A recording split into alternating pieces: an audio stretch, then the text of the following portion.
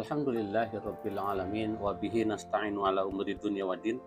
Asyhadu an la ilaha illallah wahdahu la syarikalah wa asyhadu anna Muhammadan abduhu wa rasuluh allazi la nabiyya ba'dah. Amma ba'd. Ikhwati iman rahimakumullah. Pada kesempatan saat ini Pak Agus akan menyampaikan jawaban atas beberapa pertanyaan. Di antara yang bertanya mungkin masih awam, dan mudah-mudahan jawaban ini menjadi menjadi informasi, jangan dikatakan jadi ilmu, jadi informasi aja. Pertanyaan begini, mengapa atau fungsinya apa bagi setiap muslim diwajibkan ibadah sholat? Sebenarnya pertanyaan ini mudah dijawab dengan siapapun, tapi bagi orang yang mungkin masih awam, ini menjadi sebuah pertanyaan yang perlu dijawab dan agar bisa melegakan seorang yang bertanya. Para ikhwati iman, salat itu memang sebuah kewajiban di dalam rukun Islam setelah syahadat. Ya. Jadi namanya juga rukun Islam, artinya harga mati harus dilakukan bagi jati diri muslim, yaitu syahadat, salat, zakat, saum, dan ibadah zakat, ibadah saum, dan haji. Itu mutlak. Ya, harga mati tidak boleh ditinggalkan.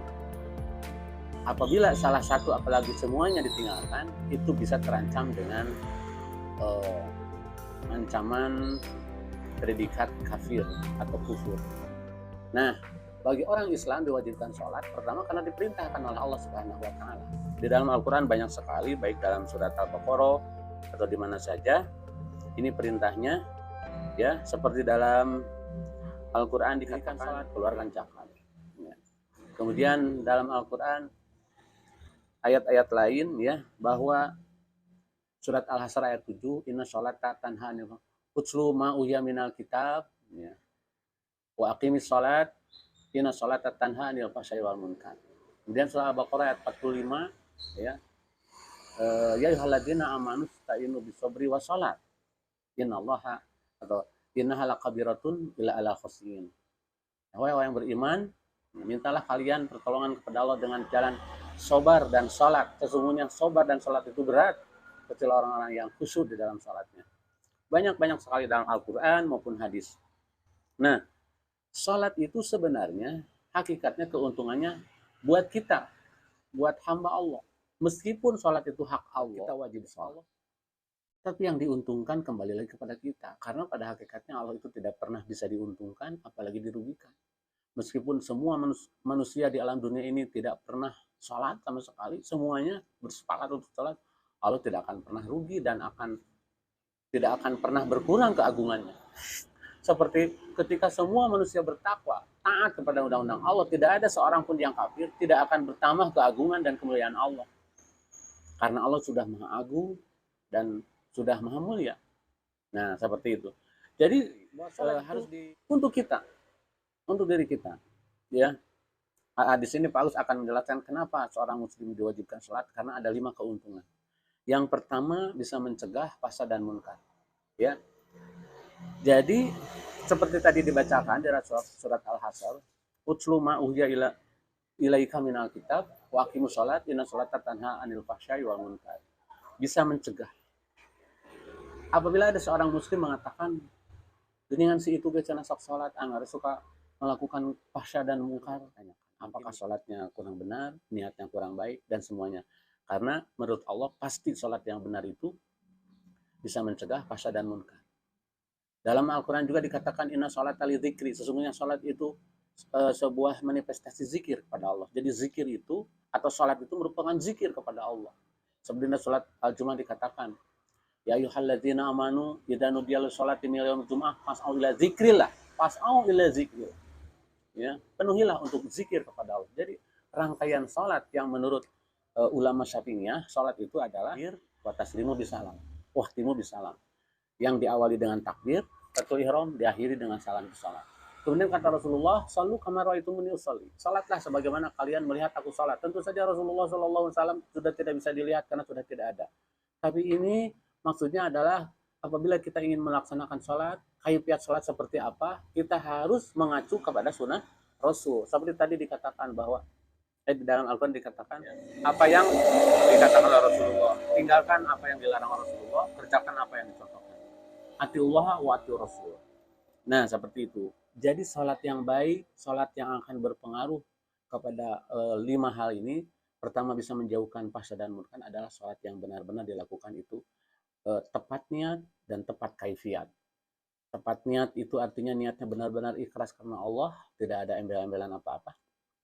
Kedua, kaifiat atau tata caranya sesuai dengan yang diperintahkan oleh Rasulullah. Seperti tadi katakan, solu salatah kalian kama ra'aitumuni usolli. Dalam hadis riwayat Bukhari 631, di dalam Ad-Dirimi 1288. Itu perintah harus mencontoh kepada junjungan kita. Jadi tidak cukup kita belajar sholat itu dari buku-buku yang berserakan di jalan. Itu masih ada yang perlu direvisi, diperbaiki ya. Harus mencari itu pelajaran sholat itu yang ada sandaran dalilnya. Kedua, para pemirsa sekalian, keutamaan sholat itu yang kita lakukan adalah kata Rasulullah, Abdulul amal, amal yang terbaik, yang terutama adalah as-sholat. Ya, sholat itu adalah amalan yang terbaik, yang paling utama dibandingkan dengan amalan apapun. Sholat itu yang terbaik dan yang paling utama. Kemudian yang ketiga, sholat itu bisa mengeliminir atau menghapus dosa. Seperti kita tahu bahwa manusia itu tidak bisa lepas dari salah dan dosa, ya. Dan kita mohon ampun kepada Allah Subhanahu wa taala dengan istighfar. Tapi tanpa dibarengi dengan sholat, ya, nah itu tidak memenuhi persyaratan untuk diampuni. Oleh karena itu sholat itu sebagai penghapus dosa. Kata Rasulullah dalam hadisnya, sholat 5 waktu ke sholat 5 waktu, ya, Jum'ah ke Jum'ah, Ramadan ke Ramadan, itu menghapus dosa. Apabila kita sudah selesai sholat subuh dengan baik dan benar, begitu beres sholat, seluruh dosa-dosanya diampuni. Selama dosa besar ditinggalkan. Jadi dosa-dosa kecil itu diampuni. Nanti bisa saja kan terkontaminasi lagi, tercemari lagi hingga lohor gitu ya. Nanti setelah sholat lohor dibersihkan lagi. Dalam hadis lain dikatakan bagaikan seorang hamba yang mandi di sungai yang bersih. Di sungai itu ada di depan rumahnya, depan pintu rumahnya. Isuk-isuk sekali, siang sekali, sore sekali, maghrib sekali, isya sekali, tambah tahajud.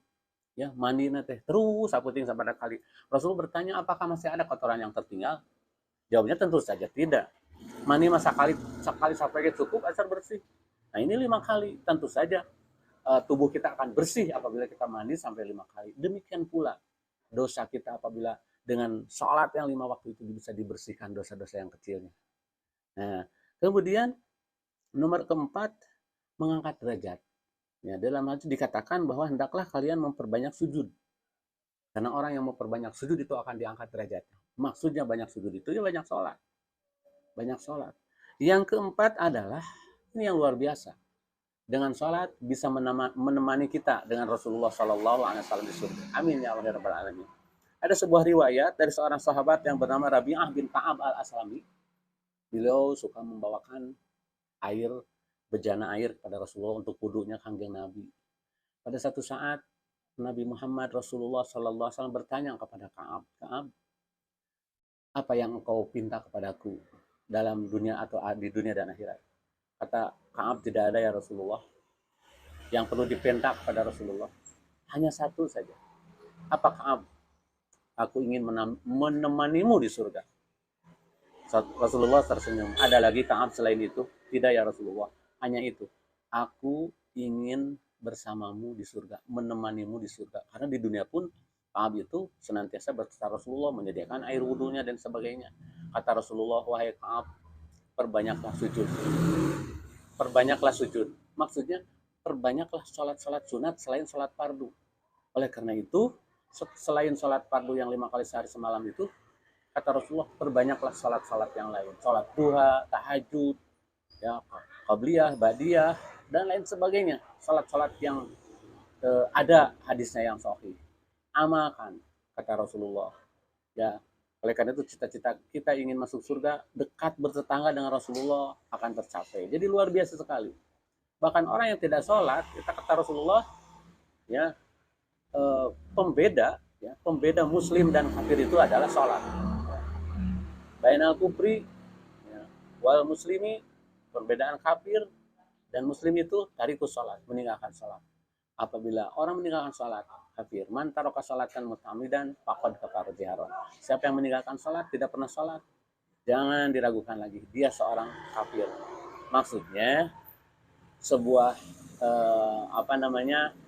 sebuah pelajaran yang sangat keras dari Rasulullah, terancam akan menjadi orang kafir. Tapi bukan berarti kita harus memponis dia, oh kafir karena kamu tidak sholat, bukan seperti itu. Jadi Rasulullah menunjukkan bahwa Rasulullah itu tidak suka sama sekali bagi orang yang mudah-mudahan mencerahkan dan bisa menjadi informasi yang tadi buat kita semuanya. Ya, mungkin saja di antara penjelasan Paulus ada yang kurang sempurna, kurang tepat dan salah. Agus tunggu koreksinya dari para ustadz ya. Akhirul kalam, assalamualaikum warahmatullahi wabarakatuh.